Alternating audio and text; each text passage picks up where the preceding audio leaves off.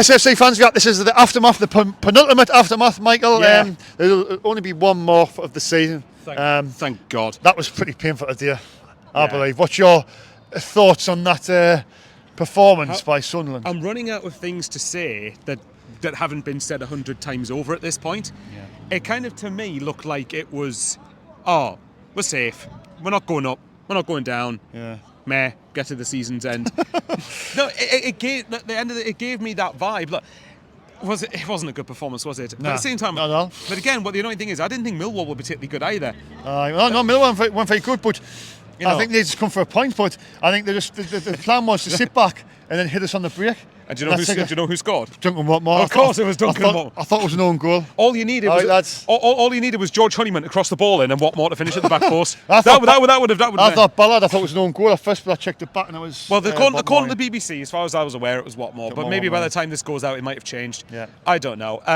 The game just kind of felt flat. Look, based on the game, I didn't think we deserved to get beat, but that's because I didn't think Millwall were good either. It wasn't because Sunderland were really, really good ourselves, because we weren't. Mm-hmm. But look, like I've said before, we'll get onto the KLD Speakman thing in a minute, but this keeps reiterating the point that we keep on saying, we need a proven striker. Can we go and address that in the summer, please? Because if we had one of them out there today, we beat them. Yeah, that's a lot of games can be chalked down to something like that. Yeah, but I'm getting bored of saying it. It's the same old stuff over and over again. Same thing. It's the same thing every week, Michael, about a striker, but we haven't really got. I mean, Joby's played there quite a lot. He scored a couple of goals, but I mean, I don't think get the thing with him either. I mean, how's he start every game, Michael? Joby? Is that because of what I'm going to ask you this way, because I listened to the Roker Report podcast, and I think it's a very good shout. They mentioned, and I'll be keen to know your thoughts on this. This is just what their theory is. I don't think there's anything in this as of yet. They reckon that the reason that we're playing Job so much is because we think we can make a quick buck off him and get a big profit this summer. Quite possible. Well, exactly, and it's who he is, isn't it? Yeah, and for me, when I first heard that, I didn't believe it too much. Yeah. When I start to think about it, I think there's probably substance to that. But how much you were signing Bellingham for? Because there was loads of add-ons. There was loads. Well, as far as I'm aware, it was between 1.5 to 3 million. Yeah, and then there was add-ons and clauses, weren't there? Well, so there'd be a sell-on clause in there. I would imagine that it's going to be 1.5 with sell-on clause. I can't imagine us paying 3 million plus. Yeah. Well, then again, unless you're confident that we're going to make 15-20 million pound on him, and based off one season, probably not. Yeah. If you're going to sell Job, if it's any offer under 10 million, I wouldn't do it. Yeah. Because to me, I think even if you have another, because statistically, what's he got, like 7 goals in his first full season in the Championship? Yeah. So if he has another season like that again, you could get a bit more from him. But if you see if somebody comes in with something like a daft 10 million or something, because his name, and he obviously Jude Bellingham's a world-class footballer, his brother, I'm thinking of that, then maybe you might make about 5 million of them. If it was between 15 to 20, I'd consider it. And I know that sounds steep, but what I mean is he's probably tied down on a long-term contract. Yeah, 4 years, I think. And it's the name, Joe Bellingham, and he's just come off a season where he's played probably about 90%, probably played about 90% of the games, probably, and got 7 goals. So I don't know, and I know some people will probably laugh at that figure, but that's just how inflated the market is these days. Yeah. I mean, to be honest, like I've said loads of times, and we're coming on to but to quickly finish on the game, because the game was just that flat. There was nothing to really talk about. Yeah, he's just going to get on the camera with the kids. More interesting than the game. More interesting than the game. I'm not going to rant about the clean sheet thing, because I can accept the fact that we are going to concede goals occasionally. Wasn't impressed with the defending for it, if I'm honest, but again, I need to watch it back. But because we've kept 5 in the previous 6, I'm a bit more. You let it slip. I'm a bit more. Let it slip. Yeah. As long as we don't concede crap goals in the next 2 games, then I can live with it. But what does it matter? Season's dead. It was absolutely painful. I mean, I thought I was talking to my mates to the left of us, and we were just basically talking for the full game. There was nothing it was just one of them games. There's nothing to play for.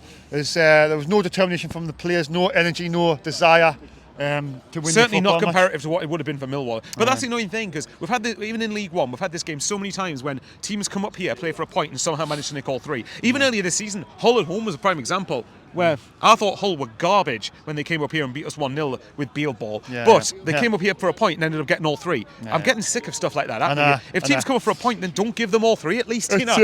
It's becoming monotonous nowadays. See, is that entertaining? Sean's yawning. But yeah, go on. You two take, unless you can find anything else to talk about the game. I can't. I'm just. I think just moving on from the game, we've discussed there's not much to talk about the game. I'm interested, as we keep on we've been speaking a lot about. Attention's turning to the summer, isn't it? The Really? summer, yeah, the summer. Obviously, I think we need to talk about the summer.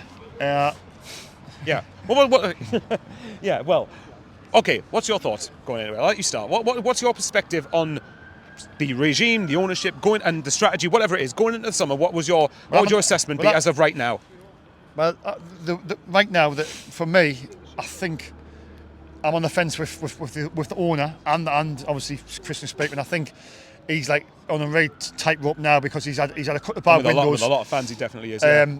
I don't get this sort of hate towards him, but that's just people's opinions. That's fine. Everyone's got their own perspective. But there'll be nowhere to hide, Michael, in this summer. We'll know September the 1st. We've said this, haven't we? Yeah, We've said this before. On September the 1st, if we haven't signed a couple of quality strikers, those experienced strikers, yeah, because they're going to need to tinker with this model. Do you know what I mean? It's because you can't get them up with them with an average age of 21.9.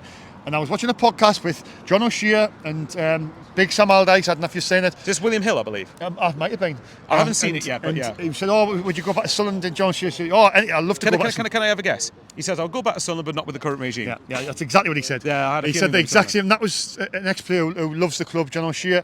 Big Sam, who also said, you know, well, he didn't ask him the question. He asked John O'Shea, but that was it. Really, he just basically said, "I wouldn't work that," because his example was Javi Alonso by Leverkusen when he first went in.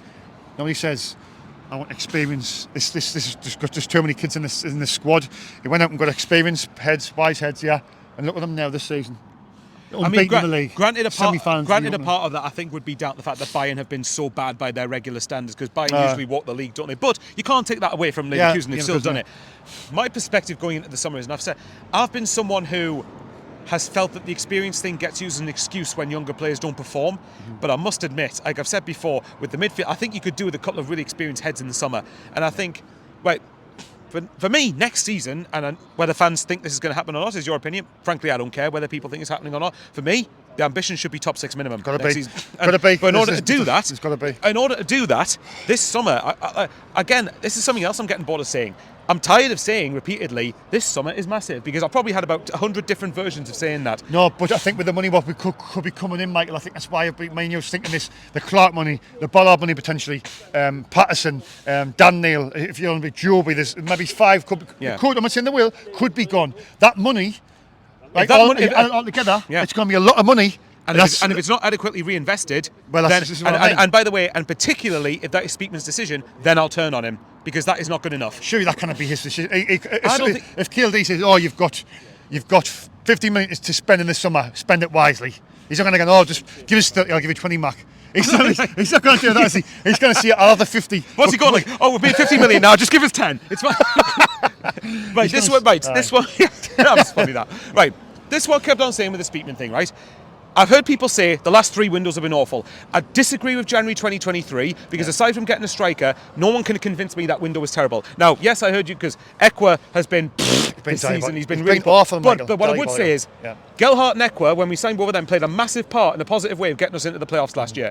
For me, I refuse to see how that is a terrible window. The last 2 windows, on the other hand, I think are ones that... you're going back to third from that, right? Yeah, so the third. Who we signed that window? Joe Anderson, Pierre Ekwa and Joe Gelhardt. Pierre Ekwa, Joe Gelhardt and Joe Anderson. Well, Joe Anderson's not well. Well, Joe Anderson's jury's out. Not seen anything of him. Gelhardt, for all I didn't think he was the best player in the world, I thought he made you'd have him right now, wouldn't you? Well, yeah, but I thought he made a positive enough impact, because he obviously played a part. Could you see Ekwa's? I mean, I'm starting to think. I'm thinking, oh, he was a flash in the pan. See, for me, I'm not sure. I think he's a good. I think there is a good player there. I think the problem is, because there was a couple of times today where he ducked out of. There's a couple of times today when there was a couple of 50-50 challenges and he ducked out of them. Yeah. And I think that stuff like that with Sunderland fans don't find that acceptable. And I think at the end of the day, if you're going to have, if an offer like Pierre Ekwa, if an offer comes in for someone like Ekwa, you're going to make a profit on him. So whether people think he's a good player or not, you're going to make a profit on him. Well, you say it will come for free, but I've heard there's a massive selling clause for that one as well to West Ham. There is, but if you've paid nothing for him, anything you get is a profit. So see if you got, who's going to pay 10 million for Ekwa though, Michael? Well, let's see. I'd say that we clubs paying around, we'll be willing to pay around about maybe 5. So then we get 2.5. Well, what's the sell-on clause? It's still a profit though. It's still a profit. I'm sure it's 50%. I could be wrong there. It might be something I would agree that it would be a big sell-on clause. I do think there would be, but I heard there was a massive one for him, and I know Serkin was. All right, I've got one for you. So we sell, let's say it's 5 million, say it's 50%. You sell Equa, we get 2.5 million, and we use that to get Kiefer Moore on loan next year. Aye. No, not a bad I'm half shout. joking. No, right. These won't pay the wages, Michael. 30 grand a week. Well, ultimately, no chance. No way. Do you know, this is how it would go with Sunderland negotiations, right? Oh yeah, so Bournemouth, right? So you're willing to pay 50% of Pierre Equa, sorry, not Pierre Equa, Kiefer Moore's wages, right? Oh, he's on 43k a week, so that's 21.5 grand. Can you do 2 grand a week? Can we contribute 2? No. Okay, 5? No, we want 17 at least. Aye. Okay, 1.5. No, okay, £500 a week. Okay, the most we'll give you is 8.5. No deal. And I'm joking, but it wouldn't surprise me if Sunderland did something like that. Do you know the GIF? There's a GIF somehow where, apologies, I'm going to swear here, but there's a GIF when someone goes into a convenience store and buys a can of Red Bull. He goes, "It's 1.50. I got 50p. Fuck you. Bye." That is literally what it feels like with Sunderland when it comes to the wages and when it comes to negotiating for transfers. If, Michael, in the summer, if in the summer we sell them players, Clark, Dan Neil, Ballard, who's the other one? Hume, Patterson. Patterson, I'm human, but see if like them 4 go. How many players are we going to have to bring in? We'll have to obviously bring a players into replacement. That's 4. Which 4 are you talking about again?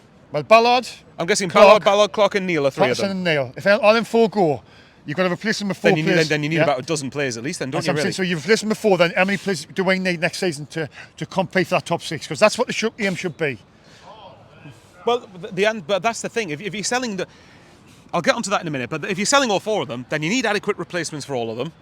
And then you need probably an experienced midfielder like Corey Evans, because even though Evans came on today, I don't think he'll be here next season. And you need a bloody goal scorer, like someone. You need a couple, didn't you? I think. No, look, we'll buy 3 and 2 of them to get injured straight away. Do you know who the experienced? I'll tell you right now, we'll get an experienced goal scorer, but it'll be someone like Johnson, Clark, Harris. No, but he's a free agent. Do you know what, right? I'm being serious here. What makes people think, because it's easy to be pessimistic, but my idea is that pessimism doesn't always equal realism. Yeah. What makes people think we're going to lose all 4 of them? I think. I think in the summer you've got. I think. No, this summer I mean, yeah. Roson's once I've heard it. Roson, the language barrier. I've heard apparently he wants that, to move. So there's one. Burst will go back as he's been absolutely. No, but what I mean is I'm talking about the likes of your Clark and your Neil and your Patterson. Oh, and what's to say they're going to leave? What makes people think that all 4 of them are going to leave? Oh no. Well, what's to say? Clark's going to leave. Well, no, Well, Clark, I've accepted months ago that if we don't go up, he's gone. What if nobody will pay the money for him? Well, then we'll keep him for another year. Well, looks of it. At the end of the day, gotta laugh.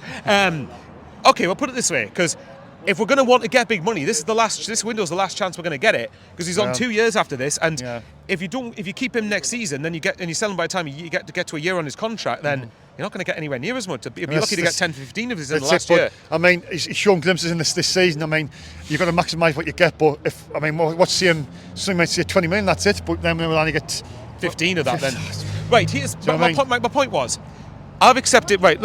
Out of those assets you've mentioned, I could see us losing 2 of them at most. Yeah. And I don't think you can lose any. I don't think it's acceptable to lose any more of that in one window, because you need a good level of continuity there within the squad to be able to go into next season. If you're replacing, if you sell Patterson and Ballard and Neil and Clark and whoever, that's way too many to replace in one window. I really want to keep. Personally, I want to let Clark go. See, I want to keep Ballard. I want to keep Neil. I think that's a spanning your team. Good centre half, a good midfielder. I agree. And build around that. Get a good striker. Replace Clark.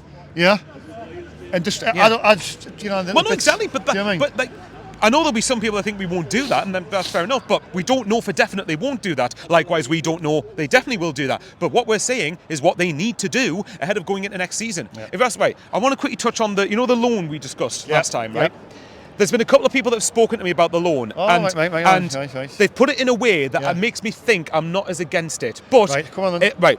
Explain this is my opinion only if it happens this way. If we're using it just to go and spend on the stadium or buying more Costa Rican 16-year-olds, then no, that's not going to. They reckon that. What was the figure? Was it £20 million? 20 million. Right. Okay. Nick Barnes said, didn't he? Yeah. Okay. So, if it's Nick Barnes who said it, there must be something to it, right? So, if say the £20 million loan comes in, that money should then be available for us to use immediately. In theory, I don't know this for definite, but in theory, the money we get from the Clark deal, amortised, pays that loan back over a period of time. So let's say you've got the £20 million, right, and let's say we sell Clark for, I don't know, let's say, fine, we'll say 20 million, right, and you get 15 of that from Clark, right, and then let's go with Pierre Equa then. Let's imagine in an alternate universe we get 5 million for Pierre Equa and it's 2.5. That's 17.5. Right. Let's say you then sell Jay Mattetti, Ella Embleton, something like that. Right. Say through player sales you get £20 million. Right. That £20 million from the player sales will go specifically towards paying that loan back over a period of time. So that money goes to that. So what's the loan for, though, Michael? No, let me finish. Hang on. Right. But that means then that the loan we get should then be available for us to use as we deem fit right now. Right. That's what people have explained to me. That's what people have pointed out to me. I don't know if that's how we're going to do it, if there is a loan. But so let's say, so again, you get the 20 million. Let's for argument's sake, it's probably not going to be this, but let's say you get 20 million for loan. Right. Most of that's for transfers. Put that to the side. Yep. So that money is ours. Yeah. We don't have to pay that back because the money we get from the Clark sale is the money that's going to pay that back. Right. If that makes sense. Right. So say, for example, let's say you get 15 million for Clark, right? Right. You then get it over 4 years. Yeah, for example. the installments. So say you get like 3.7 million over 4 years. Yeah. That means 3.75 million of the loan money gets paid back next year. Then another 3.75 gets paid back the year after that. Yeah. So you know what I mean? Yeah, now, if it's used like that, I'm less against it. But that's only if it's used like that. If we're using it incorrectly and we're not willing to show some serious ambition this summer, then I won't be happy that we're loaning it out. This summer we'll know. One way or another, we're going to find out, aren't we?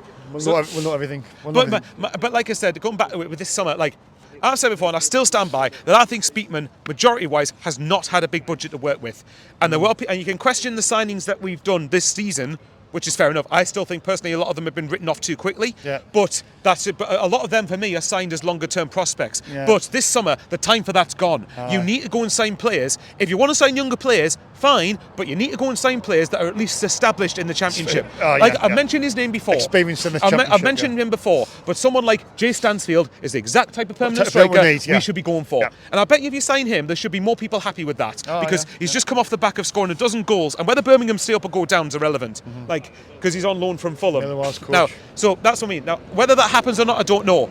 But someone of that ilk is who we should be targeting. Yeah. And so if we're going for someone like effing Niwan from China, who's like 17 years old and might come good in 2 years, then that is not good enough. Like we've got the talent that can be good in a couple of years. We need to start prioritising the here and now just as much. And if we don't do that, then there's no leg for them to stand on at all. And that's including Speakman, by the way, because at the end of the day, I think there's been, like I said, I mean, and the thing, the frustrating thing is, a lot of the mistakes from this season have been their own mistakes. They haven't had to make them. We didn't have to do the Black Cats Bar crap. We didn't have to appoint Michael Beale. If you want to go down it this way, if you want to go down this route, we didn't have to sack Tony Mowbray. But thinking back on it now, I thought it was the right call. But if I had a crystal ball and see what they're going to do, it looks wrong because of what we've done since. Yeah. I stand by the fact. I think a lot of people forget this with Mowbray. Mowbray always has playing nice football, yes, but we also didn't have a plan B when we needed one. Couldn't defend. And if you want to go up, all over the place. And if you want to go up, you need a head coach that's going to have multiple plans across the game and be able to execute them well enough. Exactly, Michael. Exactly. For me, like I said, I mean, what is there? Like, I mean, and the head coach is another thing they've got to get bang on as well, because they've lost a lot of credibility with the Beale appointment. And I'll say this for Speakman: there was a level of arrogance. I've said this before. There was a level of arrogance with the regime, with the Beale appointment, because like, oh no, it won't work. We're telling you it won't work. Oh, we'll appoint him anyway because we know best. And I'm like, well, no. This is why I went off Speakman a bit, because he made I've that gone call. off him a bit for that. He made that call. So you're thinking, if he's made the Beale call, how's he going to get the new coach? How's he going to get that right? Do you know what I mean? The weird thing is, I would argue that the coaches he hired previously to that have worked. Did he, Alex Neil? Well, obviously Lee Johnson. Yeah, okay, Lee Johnson. I'll give you that one. That was another bad one, I think. I think it was a bad one. Hey, don't tell Pritchard that. He says that Lee Johnson played a big part in them going up. Well, Shaun, to be fair, really? Lee Johnson got us third. So if he hadn't got the points to get us third, we couldn't get the points to get in the top six with Alex Neil. Even you admit it. I'm trying to annoy you. Do you think we would have finished in the top six still? I don't think we would have, you know. I've said all along. No, I still think with Lee Johnson we would have finished in the top. I've said I think we would have finished in the top six, but I didn't think we would win them. So ultimately we wouldn't have gone up. So it was the right choice getting rid of him. But my point is right. Alex Neil, as much as I fucking hate him, would you have him back? No. But he's burned way too many bridges. It would be it'd be a Beale situation where, and I'd probably be among them waiting for something to go wrong to hammer him. Yeah. But all I'll say is, right, Alex Neil for the time worked. Tony Mowbray for what we needed worked. But like you said before, another thing we need to address: Alex Neil free. Sorry, right. Go through their appointments. Lee Johnson free. Alex Neil free. Tony Mowbray free. Michael Beale free. Now, have you noticed that? Free, There's a free, pattern there. free. Will Still in the summer, free. Free. Announce Paul Heckingbottom because he's free. Do you know, right? Like, but this is another thing, right? And I've just said this in my own video. I haven't uploaded it yet, but at the time of speaking, but I've said it that this is one of the areas we've got to act like Sunderland. Like, are we really scared of paying a little bit of compensation? Because, like, no. If you're confident that we'll still be a good choice, for me personally, even someone like Danny Roll from Sheffield Wednesday, regardless if they still go down, regardless if they go down or not, if you're really piss farting about because of a compensation package, You've got to get the right man. You know, it's if you're willing, you get the right man. It doesn't matter how much, you know what I mean. Just go and get him. Yeah, and if you're confident that they are definitely the right man, and you're looking at all of these factors, then if you're not willing to pay the compensation, then we're just acting very tin pot, and we're acting very small time. And I understand not going for Will Still if the compensation was £5-6 million or euros, whatever it is. Yeah, I understand that, but if the compensation package is like 1 to 2 million or something, pay it. Michael, they're going to have to just in the summer. They're going to have to adjust, aren't they? They're going to have to like adjust to the transfer policy. Obviously, the young kids are going to have to be experiencing the wage structure. Yeah. All these things are going to be thinking about. They're going to have to. The mere mistakes. It's how you justify. How we bounce back from the mistakes. How we react to the mistakes. How you react to your mistakes. Course correction. Yeah. That's what they need to do. Exactly, I agree with you. No, but this is my point. Even as someone I've said who I think is as someone who's a fan of the model, but to get us to a certain point, I've said that I'm a fan of it to get us from here to here. Yeah. But my point is, we're now at the point where we need to start seeing us kick on a bit more. Yeah. This is going to be our third season next season, and this is when we need to start getting back to the Premier League. And if you thought there was expectation going into this season, what's it going to be like going into next year? Yeah. This is when the fans should start really turning. They'll just, you know. Yeah, well, exactly. Like, and my point is, so even with the wage structure, it's got to go up. And look, even if you want to go down the route of we don't want to sign 29, 30-year-olds experience, fine, but at least then go for someone who's 23, 24, but has a season or two in the Championship behind them. Score goals in the Championship. Score goals across the team. Has had good productive spells in the Championship. That's the type you need to go for here. Like, at the end of the day, I understand wanting to be run sustainably, and I still believe that shouldn't be considered a bad thing. But there's being run sustainably, and then there's trying to pretend like we're Accrington Stanley with a budget. We are Sunderland, Michael, and we need and no disrespect to Accrington, by the way, but we need to act like we're Sunderland football. Well, exactly. Club, exactly. Like, we can't. Biggest club in the North East. I really wish I could say that. Well, let's just say the biggest club in the North East that doesn't rely on state funding and journalists and Saudis. Anyway, Michael, the point I'll say is, right, this summer, I mean, I know we're probably going to say this after the Sheffield Wednesday game, but this summer's huge for them because if they mess it up, they've got literally nothing to go on, and all majority of credit in the bank will be gone from a majority of supporters, and I'll be included in that because I'm like, right, guys, you've done well to get us to a point, but now we need better than this. Like, come on, like we're cheers for your time, Michael. No, thank you very much. Went on a bit, but it's all about. But thanks. Let's see what happens. Cheers, Dave, dirty bastard.